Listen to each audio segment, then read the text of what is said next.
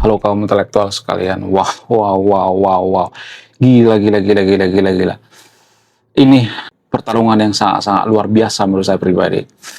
Kenapa saya mengatakan seperti itu? Jadi gini guys, akhir-akhir ini makin banyak orang yang melaporkan Mr. Chaplin dari Sabang sampai Merauke. Dan anehnya yang melaporkan Mr. Chaplin ini bukan orang sembarangan, tapi orang yang ngerti hukum. Orang Kristen atau khususnya orang Batak banyak yang pengacara ya. Itu artinya banyak di antara mereka yang mengerti hukum seperti Pak Ferdinand Huta Hayan, Bro Ron, dan lain sebagainya. Ya, kemudian ada banyak pengacara dari Medan. Baru-baru ini ada pengacara dari Medan dan Ketua HBB melaporkan Pak Yusuf Kala. Halo, selamat siang. Saat ini kami dari Aliansi Masyarakat Sipil Sumatera Utara sudah berada di Mapolda Sumatera Utara dalam rangka mau melaporkan Yusuf Kala di Polda Sumatera Utara. Ya, baik. Selamat sore. Hari ini kami mendampingi pelapor Rizky Nenggolan dari Aliansi Advokat Sumatera Utara. Terlapornya adalah Bapak Yusuf Kala. Mungkin ada rekan mau disampaikan. Baik, terima kasih. Kita semua di sini kita hadir mewakili Aliansi Advokat Sumatera Utara, yang mana hari ini kita melakukan laporan terhadap Bapak Wapres Yusuf Ulu dan ke-12 Muhammad Yusuf Kala, yang mana ada dugaan disebut sebagai melanggar pasal 300 KUHP, pelaku tindak pidana terhadap agama dan kebudayaan. Wow, wow, wow, wow, wow.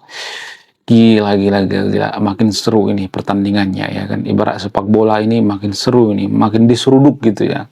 Nah, yang jadi pertanyaan, kenapa bisa seperti itu? Apakah Pak JK di sini kena karma gitu? Apakah dia kena batunya gitu? Apakah dia menuai apa yang dia tabur gitu? Saya cuma bertanya ya. Saya tidak memberikan kesimpulan ya. Saya tidak berpihak di video ini.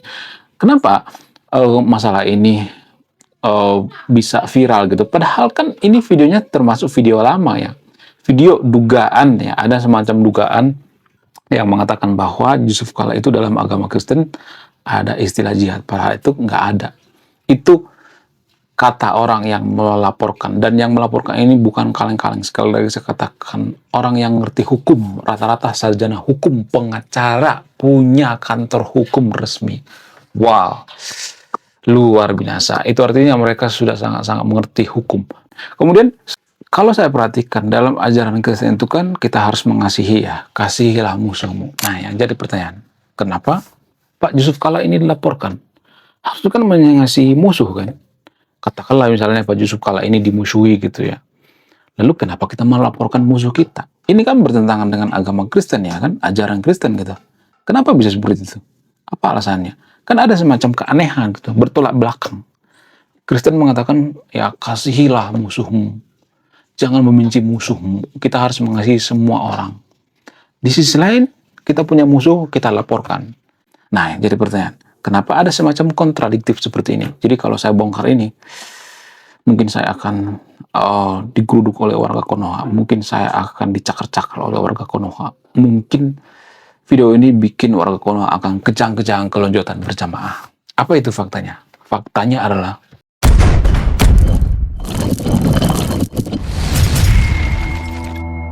menurut dugaan saya, kenapa Pak Yusuf Kala ini laporkan itu, sebenarnya kan dalam ajaran Kristen itu kan kasihilah musuhmu gitu ya. Jangan membenci musuhmu, kalau kita punya musuh jangan dilaporkan gitu ya. Biarkan dia berubah gitu. Nah, mungkin alasannya itu karena sudah terlampau banyak masalah-masalah yang dihadapi oleh umat Kristen yang ada di Konoha, seperti bubaran paksa, persekusi gitu ya. Kalau sekali dua kali masih bisa didiamin ya. Kemudian ada 1000 gereja yang dibakar di Konoha. Ini menurut data ya. Kalau mau bantah pakai data. Yang ngomong seperti ini bukan cuma saya aja. Pak Guru Gembul juga mengatakan yang sama kok. Ada 1000 gereja yang dibakar semenjak reformasi. Nah, yang jadi pertanyaan, apakah ini semacam indikasi bahwa orang-orang Kristen sudah kehabisan kesabaran gitu? Menurut dugaan saya seperti itu ya. Menurut keyakinan saya, itu yang pertama. Yang kedua, konteks daripada kasihilah musuhmu itu kan sebenarnya zaman dulu itu, zaman abad pertama itu kan belum ada negara ya, belum ada negara, masih komunitas gitu ya, kelompok-kelompok gitu, belum ada hukum negara resmi gitu ya. Nah, zaman sekarang kan beda kan, sudah ada hukum negara ya. Jadi ini dua hal yang berbeda konteksnya gitu ya. Dulu belum ada negara, sekarang sudah ada negara. Negara itu sudah punya hukum sendiri gitu ya. Sehingga apa? Sehingga ya sah-sah aja kalau dilaporkan ya, nggak jadi masalah ya. Permasalahan nanti justru kalau minta maaf supaya nggak dilapori itu kan urusan belakangan ya, kita nggak tahu kan. Nah itu yang jadi perbedaannya. Jadi kita harus melihat konteks ya. Itu menurut keyakinan saya loh ya. Saya tidak mengatakan saya yang paling benar ya. Kemudian alasan selanjutnya itu karena kita berpikir rasional gitu ya. Karena gini guys, kalau misalnya hal ini didiamin gitu, bisa aja ya. Ini menurut keyakinan saya guys ya, bisa aja bahwa dalam agama Kristen itu banyak orang yang beranggapan bahwa di Kristen itu ada istilah jihad. Padahal kan itu nggak ada ya, tradisinya nggak ada. Kecuali di agama sebelah ya ada, itu kan ada. Walaupun sering dipersehatkan, oh jihad yang dimaksud itu adalah jihad pada diri sendiri, oh jihad memerangi hawa nafsu, ya itu kan sebenarnya cuman intermejo ya sebenarnya. Ya boleh sebenarnya, boleh ada istilah seperti itu, boleh-boleh aja, nggak jadi masalah. Tapi pada faktanya kita perhatikan, ya seringkali disalahartikan ya. Dalam agama Kristen itu yang saya tahu itu martir, bukan jihad. Martir itu kan korban, bukan pelaku. Jihad itu kan pelaku. Nah, yang jadi pertanyaan, bagaimana konteks zaman dulu? Konteks zaman dulu apakah ada seperti ini? Kayaknya nggak ada deh ya. Jadi gini guys, mohon maaf bagi teman yang nonton video ini ya. Menurut keyakinan saya, agama Kristen itu justru berbeda dengan kitab suci agama Yahudi. Kitab suci agama Yahudi itu kan bagian daripada Perjanjian Lama juga kan. Torah, Talmud gitu. Hukum Yahudi kan hukum tabur tua. Artinya mata dibayar dengan mata, kaki dibayar dengan kaki, kuping dibayar dengan kuping gitu, gigi dibayar dengan gigi gitu. Itu hukum orang Yahudi. Hukum Kristen nggak seperti itu, dirubah sama Yesus, diperbaiki sama Yesus. Apa itu? Hukum kasih, kasihilah musuhmu. Ya boleh aja ya kalau misalnya orang Kristen mengatakan, ya udahlah biarin aja lah, nanti tambah ribut ya, biarin aja lah Pak Yusuf kalah seperti itu, kan udah tua, takutnya dia udah pikun gitu ya, udah sering salah gitu dan lain sebagainya. Tapi kan permasalahannya mungkin sudah banyak tekanannya sama umat Kristen ya. Kalau kita perhatikan kan di media sosial kan banyak juga ya tekan sama umat Kristen. Banyak tuh yang ngata-ngatain. Saya dulu nggak kepikiran ya dulu bahwa Yesus itu anak manusia, kenapa kita menyembah manusia? Kan kalimat-kalimat seperti ini dulu saya nggak ngeh gitu ya. Akhir-akhir ini saya berpikir kok ada kalimat seperti ini ya. Jadi kan banyak tuh di media sosial yang mengatakan bahwa Yesus itu dilahirkan manusia, kemudian Yesus itu anak manusia. Kenapa Tuhan lahir dari rahim manusia? Nah kalimat seperti ini dulu saya jarang mendengar ya waktu saya sekolah dulu gitu ya. Waktu saya SMP, SMA gitu. Tapi setelah akhir-akhir ini kok ada muncul kalimat seperti ini ya. Nah ini yang jadi permasalahan. Padahal kan yang mulai duluan kan bukan agama Kristen ya. Bukan berarti saya berpihak pada agama Kristen ya. Agama sebelah yang memulai duluan. Tapi gini kan, agama sebelah kan punya pola pikir bahwa Trinitatis itu kan, ini menurut keyakinan saya guys ya, Trinitatis itu kan bisa aja ya dalam ilmu teologis menyekutukan Tuhan. Ya bisa aja kan seperti itu kan. Menurut keyakinan saya. Nah, jadi kalau ada istilah menyekutukan Tuhan ya, berarti Trinitatis itu kan ada 3 Tuhan. Ya, jadi seperti itu kira-kira ya dari sudut pandang agama sebelah gitu ya. Saya tidak mengatakan ini kebenaran yang boleh dikoreksi, boleh dibantah juga ya.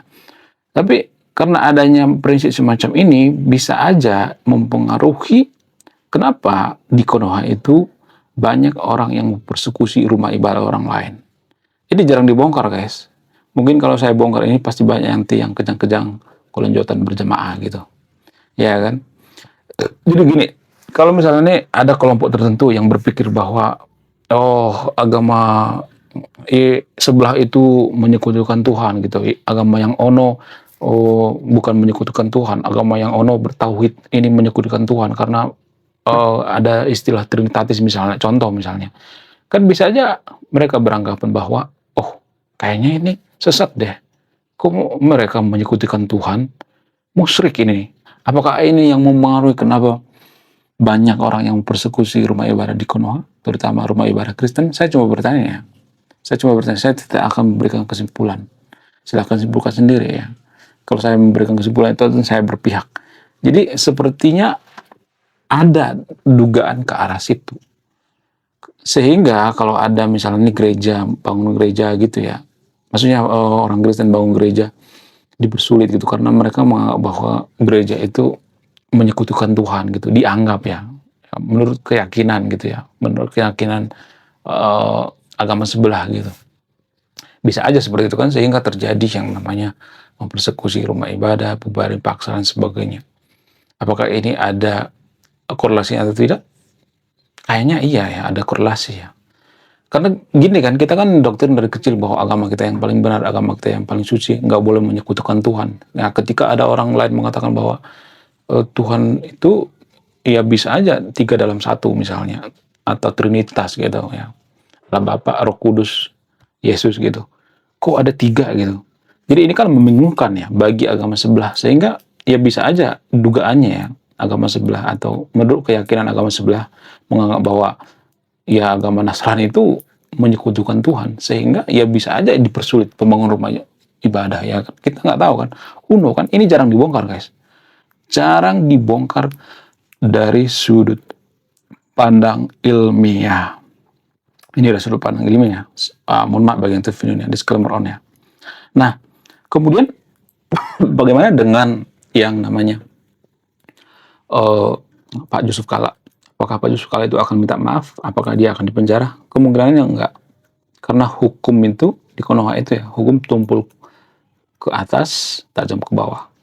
Karena dia juga banyak relasi ya. Dia kan mantan wapres, nggak mungkin nggak punya relasi ya, pasti ada relasi. Kemudian ya bisa aja dengan mediasi gitu ya, dan lain sebagainya. Atau berakhir di atas materai gitu, bisa aja kan, kita nggak tahu kan, kuno kan. Saya juga pengen damai-damai gitu ya, jangan ribut-ribut gitu. Karena apa? Karena kita ribut itu kapan kita majunya coba? Negara lain sudah sampai ke Mars, sudah sampai ke luar angkasa, sudah memikirkan gimana caranya jualan cilok di luar angkasa, tapi kita sibuk mikirkan agama saya yang paling benar, agama saya yang paling suci, agama lain sesat. Itu tidak produktif banget untuk kemajuan bangsa kita. Menurut kalian gimana? Coba tulis kolom komentar ya. Kemudian selain itu, apakah agama itu justru yang bikin seseorang itu semakin intoleran gitu? Jadi kalau saya perhatikan ada banyak kasus-kasus intoleran kalau saya perhatikan di Konoha. Kenapa bisa seperti itu? Apa alasannya? Apakah ini sebenarnya dimunculkan oleh agama itu sendiri atau bersumber dari agama itu sendiri? Saya tidak akan memberikan kesimpulan ya, tapi saya coba bertanya.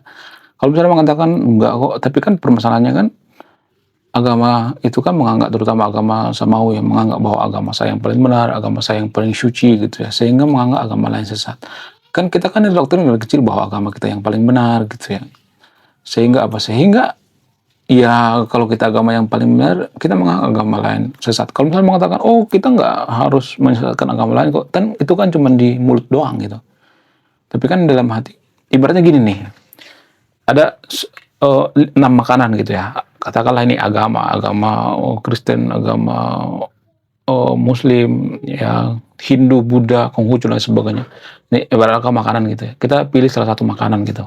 Walaupun kita nggak disuruh milih sebenarnya, warisan gitu ya. Oh kita makan apel terus gitu ya. Ketika ada makan jeruk gitu, oh jeruk itu nggak enak. Yang enak itu apel. Ya padahal kita makan apel juga kan bukan karena pilihan kita, tapi karena warisan dari keluarga. Ya kan bisa aja seperti itu, kita nggak tahu kan. Who know ya kan. Namanya manusia kan, ya pasti membandingkan lah. Kalau misalnya mengatakan, kita nggak harus membanding-bandingkan dengan agama lain, kita nggak harus ngata-ngatain agama lain, mengatakan agama lain jelek. Ya namanya persaingan gimana? Persaingan nyari umat, ya kan biasa itu ya. Nah, kebiasaan inilah sebenarnya yang bikin orang semakin intoleran gitu. Ya nggak sih? Menurut kalian gimana? Coba tulis di kolom komentar ya. Saya tidak akan berpihak di video ini. Menurut kalian gimana? Coba tulis di kolom komentar. Belum kita lanjut. Jadi guys, kemarin ada yang nanya, lu apa sih kontribusinya bagi negara ini? Lu cuma ngebacot doang, gak ada kontribusi. Nah, kontribusi saya ini guys ya. Saya nulis buku. Riset saya ini bertahun-tahun guys, kurang lebih 5 tahun. Jadi biaya yang saya keluarkan untuk riset buku ini puluhan juta. Namun, saya jual buku ini di bawah 100.000. Gambaran daripada buku ini tentang sisi gelap daripada pemuka agama yang ada di Konoha. Bercerita tentang culture, sisi-sisi gelap politisi, ya, dan lain sebagainya. Oke, sekian video ini ya. Terima kasih sudah menyimak kami. Saya kaum intelektual, salam rasional.